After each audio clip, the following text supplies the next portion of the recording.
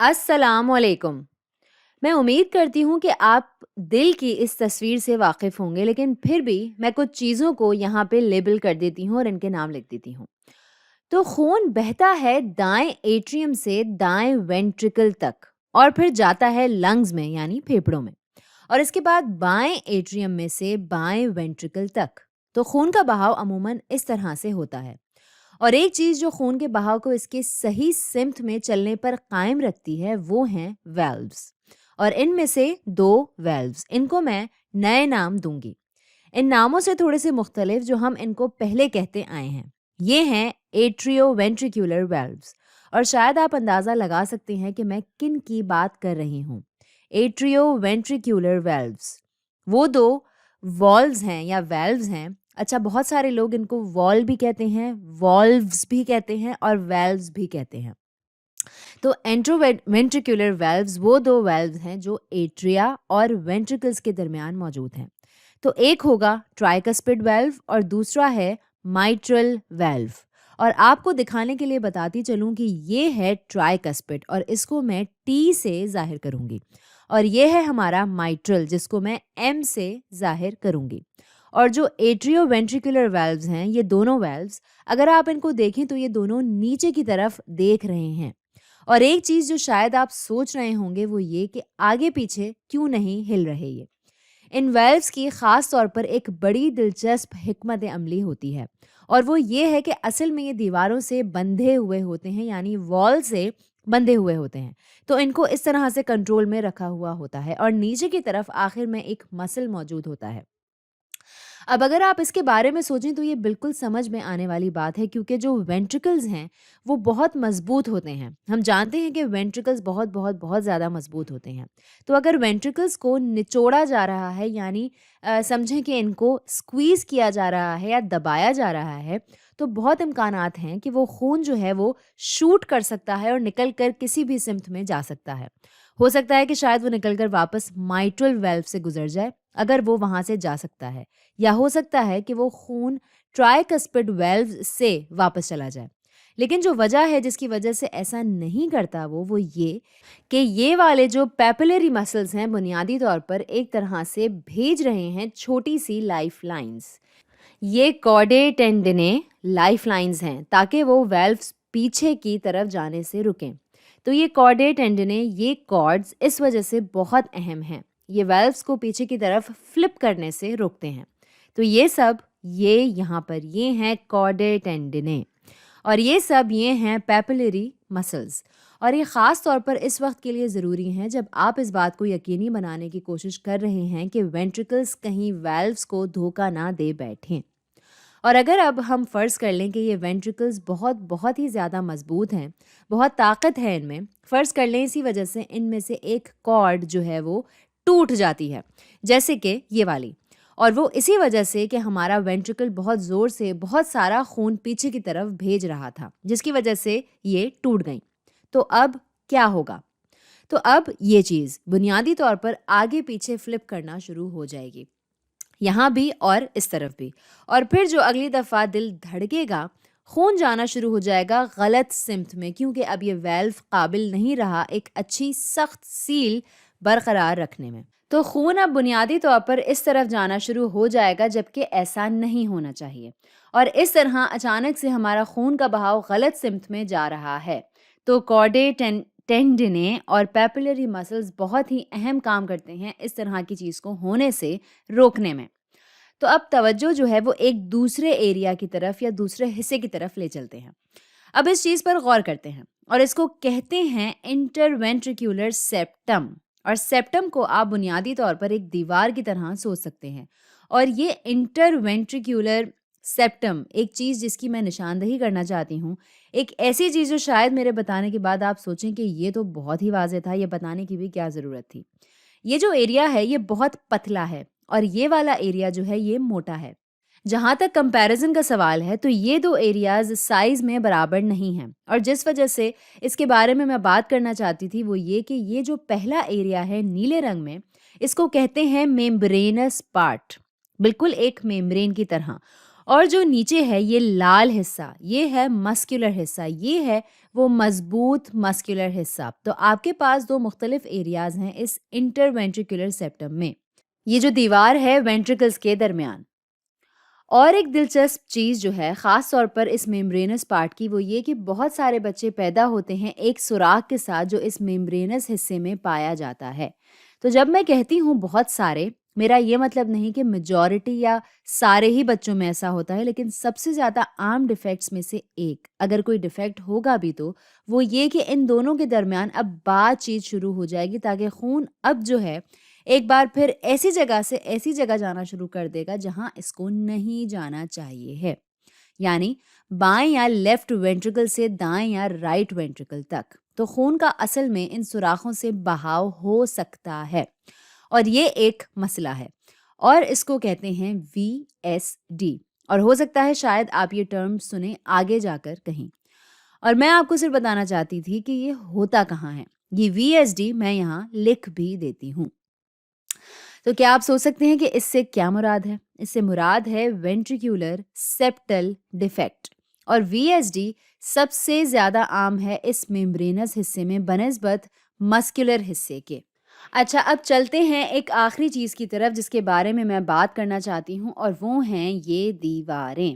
ان پہ ذرا zoom in کرتے ہیں اور ان کو قریب سے دیکھتے ہیں، ان دیواروں کو.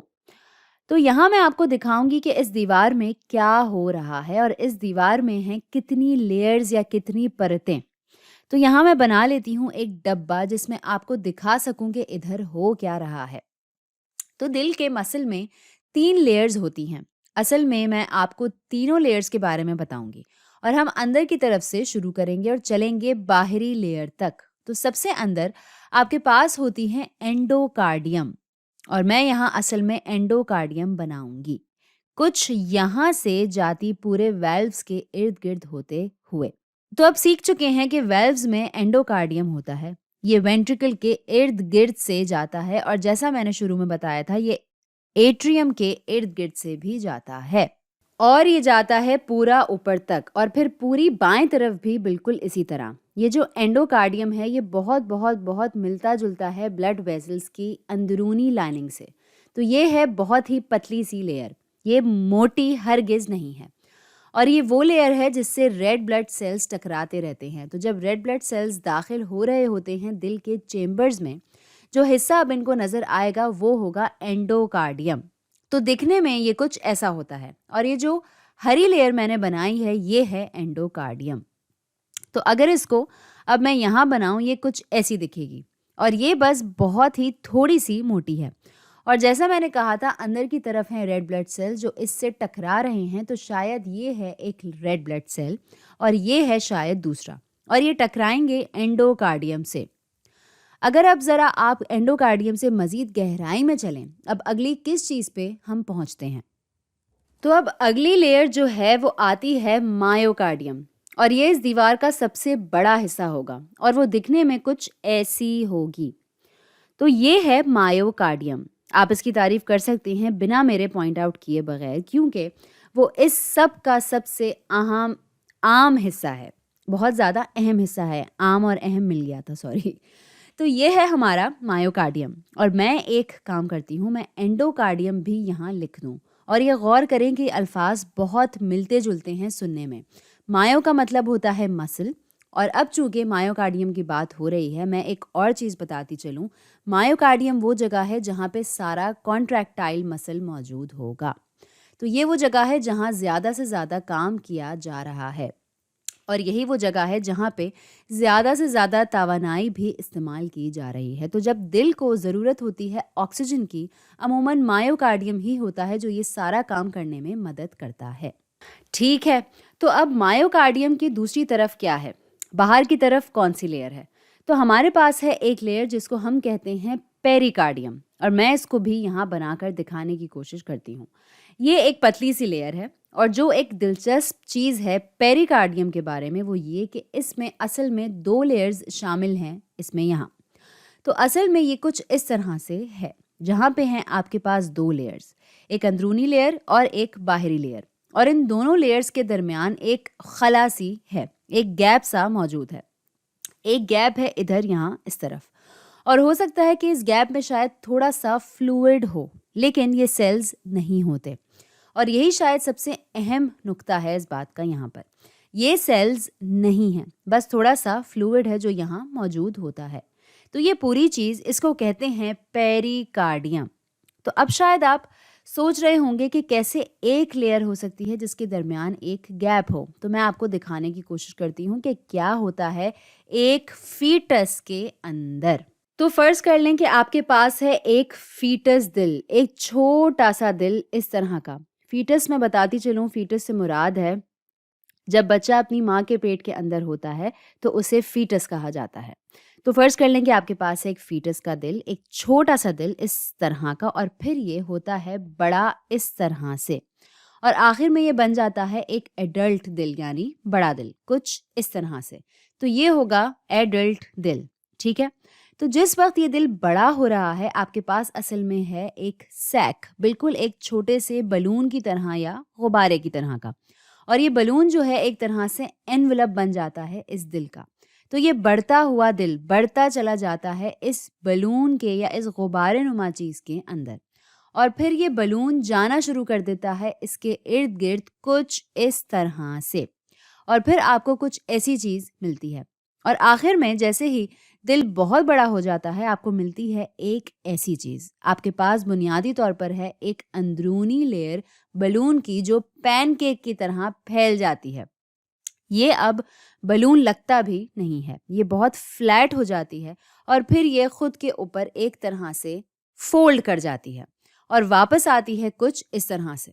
और अब आप देख सकते हैं कि हालांकि ये मुसलसल चल रही है, कहीं से ये टूटती नहीं है। और अगर आप इसके सिर्फ एक बड़े हिस्से को देखें, जैसे यहाँ पर हम देख सकते हैं, ये बिल्कुल एक पैनकेक की तरह नज़र आती है, और हमारे दिल में ये असल में बिल्कुल कुछ इस तरह की होगी, एक बहुत ही पतले से पैनकेक की तरह। अगर पैनकेक ज़हन में नहीं आ रहा तो आप पराठे के बारे में भी सोच सकते हैं। मैंने शायद इसको ज़्यादा पतला नहीं दिखाया है यहाँ ना, मेरी ड्राइंग बहुत ज़्यादा बुरी है, इतनी ख़ास नहीं है, लेकिन आप तसव्वुर ज़रूर कर सकते हैं कि ये दिखने में कैसी होगी। अगर मैं इस पर ज़ूम इन करती हूँ, बुनियादी तौर पर कुछ इस तरह से ये दिखती।